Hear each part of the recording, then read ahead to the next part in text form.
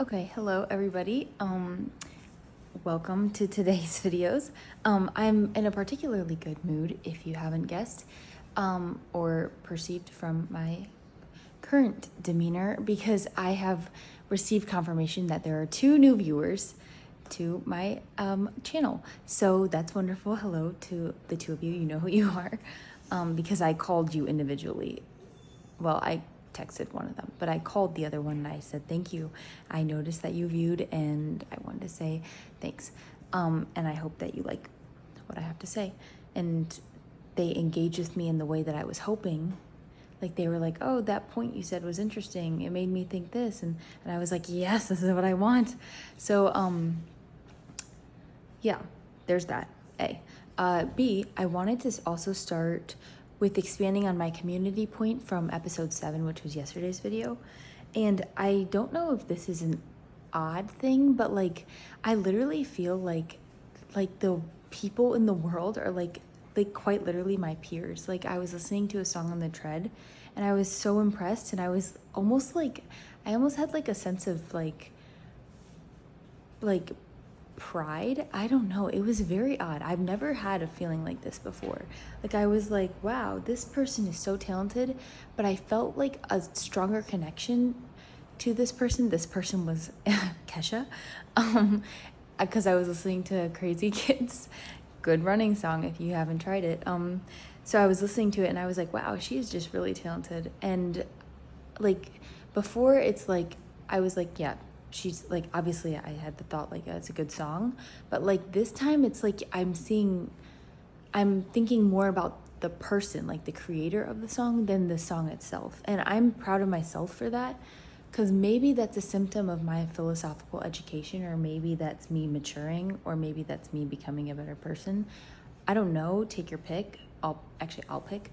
I'll choose all the above. But anyways, regardless, it's a change in the right direction, because I'm trying to emphasize on the person, the creator, instead of the creation.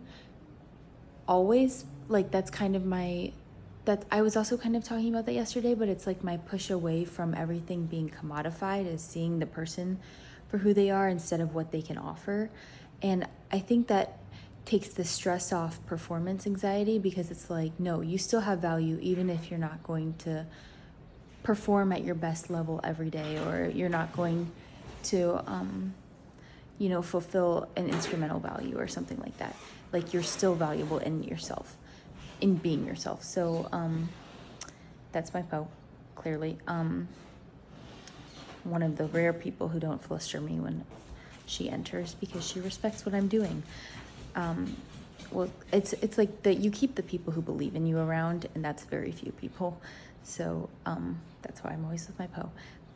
I don't need the negative energy around. So aside, so there's my community point, and I think that that's very interesting that I see Kesha as my peer.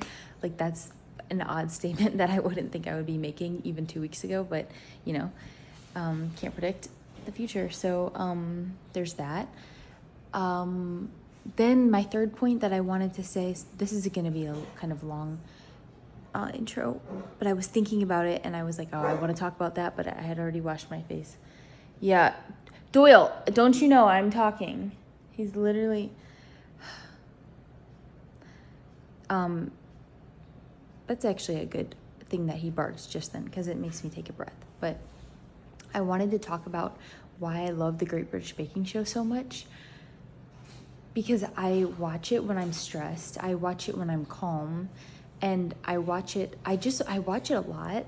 But the reason I love it so much is actually not for the reason that it seems to be the reason, that surface value. People would think, oh, you like the Great British Baking Show, or Bake Off if I'm in Britain, you must like to bake. And that's not really why I like it. I like it because it's a show about people.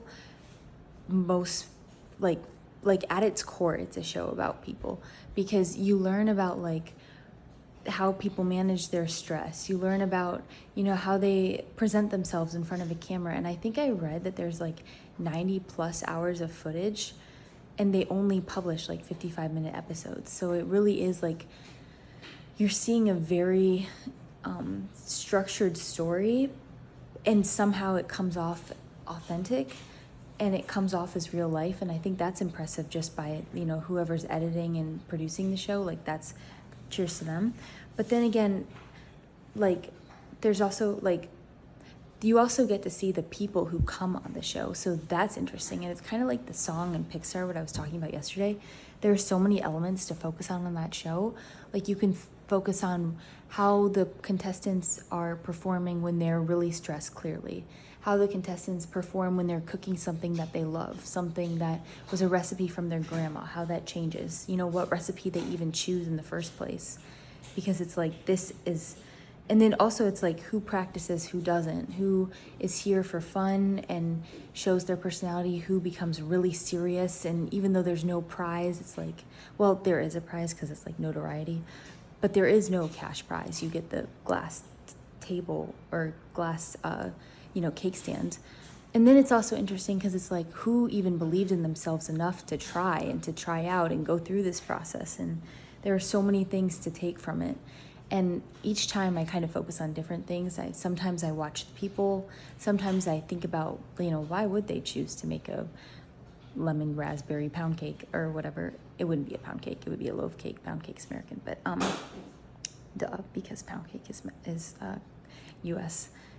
units. They are not as, they would never use pounds. God, no. Anyways, yeah, they use grams, which is the dominant metric system, Anyways, yeah, I really love that show. I would love to be a judge for that show, but I don't even know if that's true. Maybe I just want to be in the tent and watch it live. I don't know, but yeah, I don't know. I just think it's interesting. There's so many other things I want to say about the Great British Baking Show, but I'm gonna stop that there, because I'll probably say it more and later and better at a different point. But I wanted to say that. And today with Poe, this is the last thing, then I'll stop this segment. Today with Poe, we're going to pick up tea at Fresh Market, but we're walking instead of driving just because it's a really pretty day. And walking with a destination, I think, is always best. It's kind of like you must put your efforts in one direction, or you must have some sort of target, because then you can't ever hope to hit something. So our target today is Fresh Market for the Harney and Sons tea. We're gonna walk there just because we can. It's a Friday and the weather's really nice today, and I think it's gonna rain, so it's not gonna be sunny, but I'm wearing sunblock anyways, like I do every day, so it doesn't matter. Well, it does matter because you still get sun, but yeah, so tea. I have other things. Oh, I finished Hoppers. Yeah, I guess this is me just like spouting my thoughts. So this is a little jumbled as normal, but yeah. Sometimes I think when you're tired, your thoughts come out better. And when you're hyper, like I'm a little bit hyper, but just because I'm excited, I have new viewers and I'm gonna go do something with my Poe, and I had a pretty good morning. My opal was very pretty. I put zucchini, shredded carrot, so like for fiber in the morning, and then I did mixed berry. So I did some raspberry, blackberry, and strawberry. It was very good. Try it. I do Bob Red Mill rolled oats because I don't want Quaker oats because they use a lot of pesticides on their oats. I don't need that because I have oats all the time. Lowers cholesterol, LDLs. Anyways, I'm sure I had other insights that I thought were revolutionary that I thought of last night that I wanted to talk about, but I can't remember them right now, and that's okay. So yeah, I'm gonna go on the walk. I'll probably think of something on the walk, so you'll see me on the walk, metaphorically, and actually, because I'll record. Yeah. Oh, one more thing, Poe. I'm wearing Poe's shirt, but she's wearing mine, and I have a different version of this shirt, but it's right there on the counter. I just took it off, but it's that white that becomes like that becomes like that gross white after you wash it too many times. So I don't like to wear it. It's not stark white anymore. Stark is actually did you know stark in German, that means strong? So that word is from German. But like 35% of the English language is from German because it's a Germanic language. So again, not surprising, but yeah, take that to the bank. Okay, that's all for now. One more thing is I'm eating my bread before we go out on our walk, but like I was telling Cho, I was like, thank you for being patient, just because she's been waiting for me for like 20 minutes. And I wanted to say, I'd say I do this as much as I can remember to do it. But instead of saying, oh, sorry, you're waiting for me, I reframe it to say, thank you for being patient. It's like a reinforcing of positive behavior instead of emphasizing negative behavior. So like, if I'm like, oh, sorry, I'm really slow today or whatever, something annoying, like, that just puts the emphasis on me. And then I'm talking about myself. But if I'm like, thank you for being patient, I'm emphasizing your, positive behavior of patience, a positive virtue of patience. Aristotle again. Sorry, I'm not obsessed. It's just like he covered like so many aspects of the human experience that how can I not talk about it? Anyways, so I think try that today. So when you do something, if you have the habit of saying like sorry, and then you say whatever you did wrong, reframe it, because then thank someone else for something that they did to help you. So like the patience thing, that works, but you could also be like, if you're having a bad day and you're like being slow or something, you could say like, thanks for being kind to me today, instead of saying, sorry you had to deal with me or something like that. So just try that. It makes you feel better because then you're recognizing something outside of yourself, and it makes the other person feel good because they're being lifted up by your comment. So that's my thing again with, words go a long way. And another thing is like, I learned this from a psych class I took in school, but it was like, you shouldn't say like, I'm not, like it's from the Richard Nixon thing, I'm not a crook. Like you get rid of that not, don't say that. Just say, I am a good person, not I am not a crook, because the not is something that will degrade in someone's memory first, and then you're just left with that like, you're like, oh, it said something about a crook, and it's like, well, that wasn't the point. I said I'm not a crook. So don't say I'm not a loser, say I'm a winner. Don't even engage with the word loser, So that's a little language tidbit that I also wanted to share before I leave. So yeah, try that today. Thank you instead of sorry.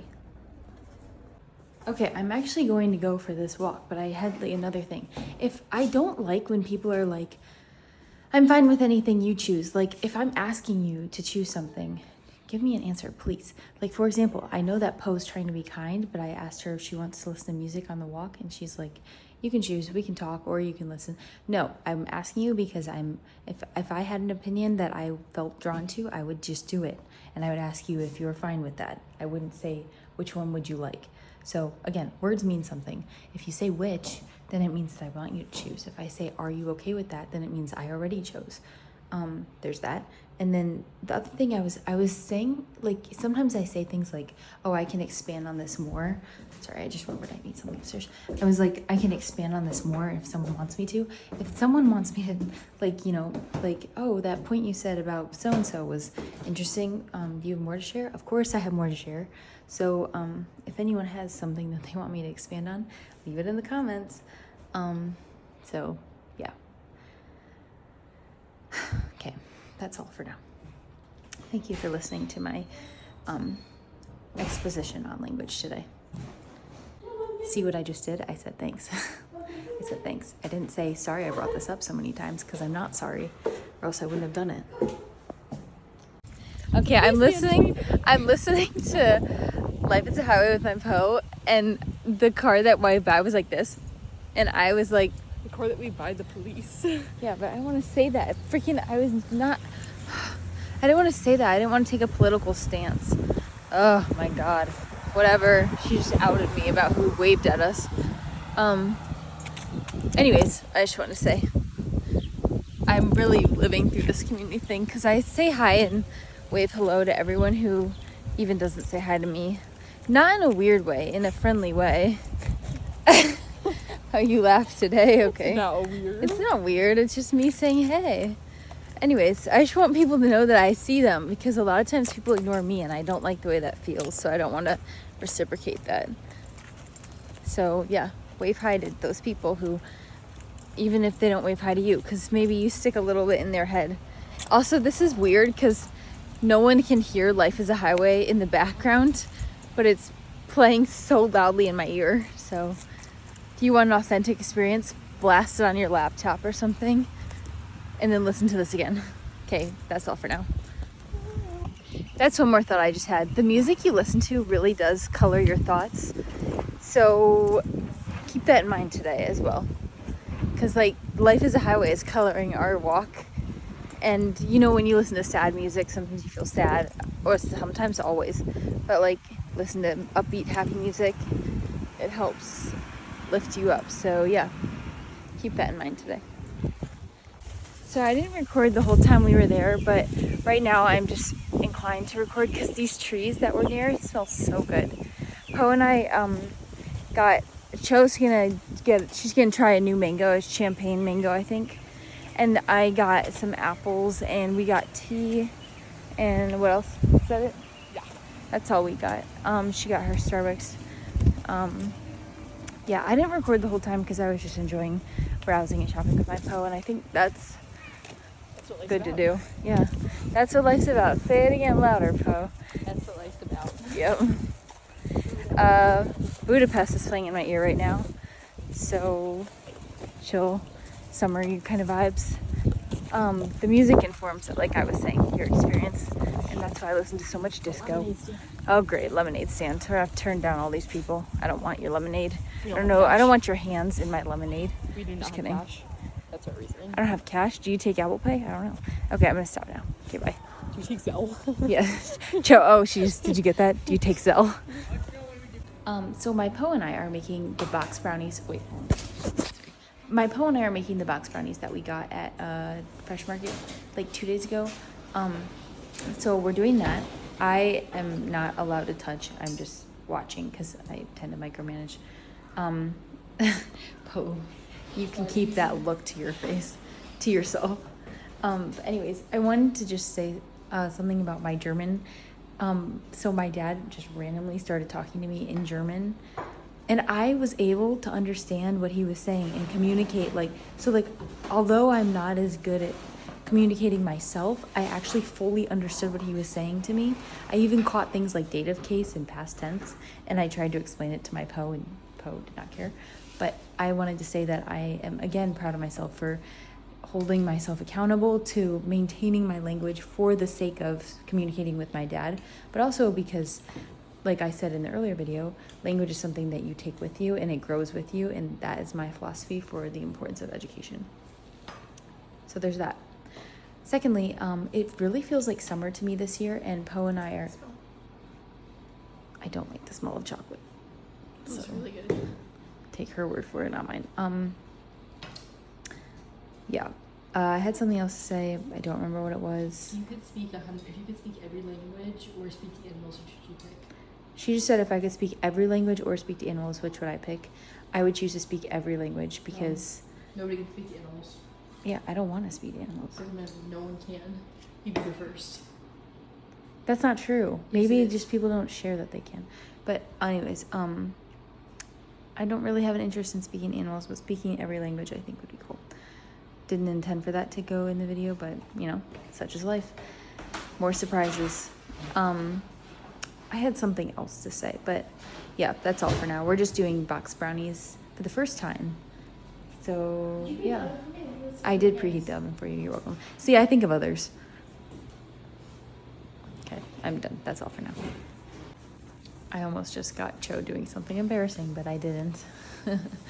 I wanted to make a point about forgiveness. There is a person who is in my life. It's my dad. He's been very rude, and I wanted to make a point about forgiveness because he clearly was trying to apologize for his poor behavior towards me from the last week or two, and yeah, or longer than that.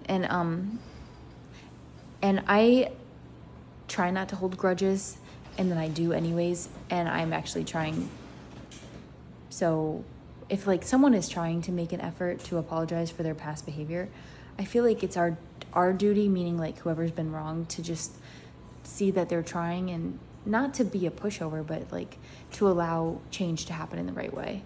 So if someone's trying to be better, you know, don't be like, well, you were bad. And it's like, well, yeah, but you aren't who you are yesterday, and you don't know who you're going to be tomorrow. So just be who you are in the present. And that's the only thing you can do. And so in the present moment, I'm going to be a person who forgives, and that's what I can do. And if he's presently trying to be forgiven, then I should let him do that as well. Yeah. That's all for now. Hello. So I have a couple loose end thoughts so related to the community point that I was talking about for the last 2 days, I guess. There's this Italian word. It's like campanile or something like that, and it means, it's like when you belong to the area where you can hear the bells from a bell tower that you live near.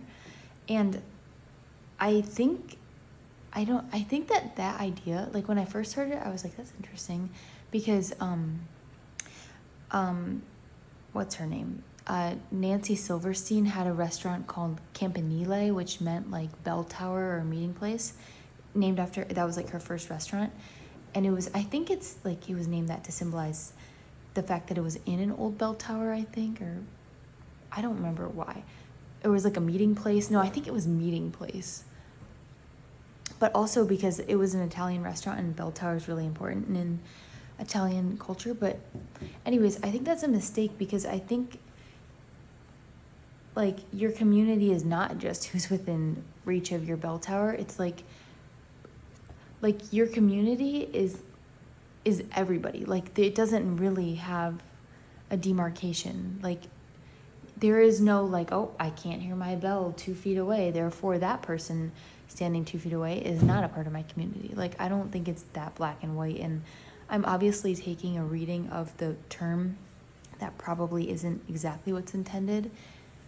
Like it's just saying that, like it's just emphasizing the importance of like strict tradition maybe in like a certain area, or maybe like the tradition based on very specific portions of land. I'm not sure, but I just wanted to say that. And then my second thing was, I was watching this documentary on Charlie Trotter, and I think his story emphasizes the importance of balance in life. I wanted to say that. Also, I noticed an interesting distinction, like when he switches his name from Chuck to Charlie, reminds me of like the switch in Spirited Away, or not the switch, but the emphasis of the importance of name and identity that's discussed in Spirited Away, with like Chihiro to Sen, and then remembering her name is like coming back to herself. And he kind of has that similar transition, because when he switches from Chuck to Charlie, it's like he switches from someone who knew balance in life and lived an experienced and rich life, which, you know, he like engaged with the world and people and wrote and thought and stuff, to an identity that was just centralized in the restaurant and became this like compulsive thing that ultimately killed him. And same in Coraline, because she kind of like, she does Coraline, and then when the neighbors call her Caroline, and then but the other mother calls her Coraline, and it's kind of like finally, like she almost calls her Coraline when everyone else calls her Caroline, as a way of manipulation, like saying that like she sees Coraline, and that's one of the reasons that she's like seduced by the other mother. I don't know, just another name thing. So yeah, I wanted to say that, how name and identity and community and just a bunch of disjointed ideas that I have, but I don't know what to do with them. And I'll put that out there, so maybe I'll watch it back and be like, oh, that was a good point. Maybe I'll think more about that. Or someone else is inspired, which is another worthwhile and hopefully result of something that I say. So that's all for now. I'll probably end it here. Yeah, I have my first like shift at the local boutique that I'm doing tomorrow, so I will check in about that. I'm very excited because I get to choose the playlist. If you walk in, you hear RE playing, and then you hear disco, and then you hear, you know, like Rasputin. That's me. That's the mark of me. So yeah.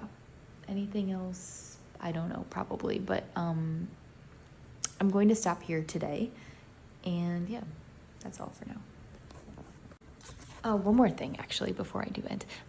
So I wanted to say that the reason I focus so much on like community and balance is because oftentimes I feel like I have felt isolated and without like belonging so many times, specifically in college. And it's like that was an experience that I didn't really have. Like, obviously you have it a little bit. Like, I had it like in spurts before, but I hadn't had it to the extremity that I felt in college. So I'm really sensitive to how that affects people.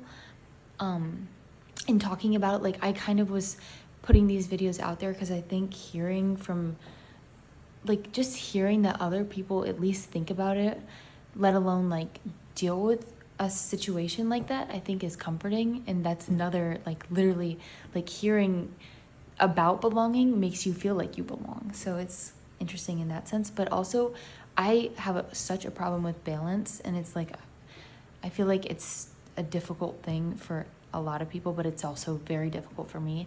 So I'm particularly respondent and attuned to stories where people are unbalanced. And for some reason I find that a lot with chefs. Like, I feel like you get very extreme personalities in chefs, and then sometimes, like, when I hear other stories of imbalance, I take that as like a negative example that I carry with me, because not sometimes, actually all the time, I think negative examples are sometimes, oh my God, not sometimes, negative examples are as, if not more important than positive examples to me, because it's like those cautionary tales sometimes, well, whatever, I'm just gonna roll with it now. Sometimes I just try not to generalize to everything. That's why I always say sometimes.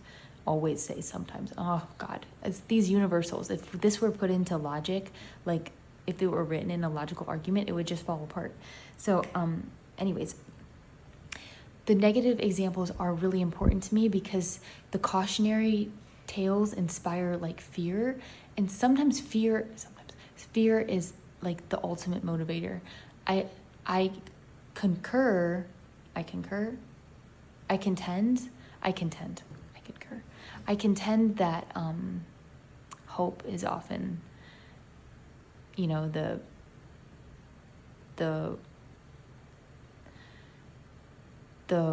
what's the word? Sorry, it's like my head is like buffering or something. I don't know, but it's like hope is the one thing that I think can stand up to fear.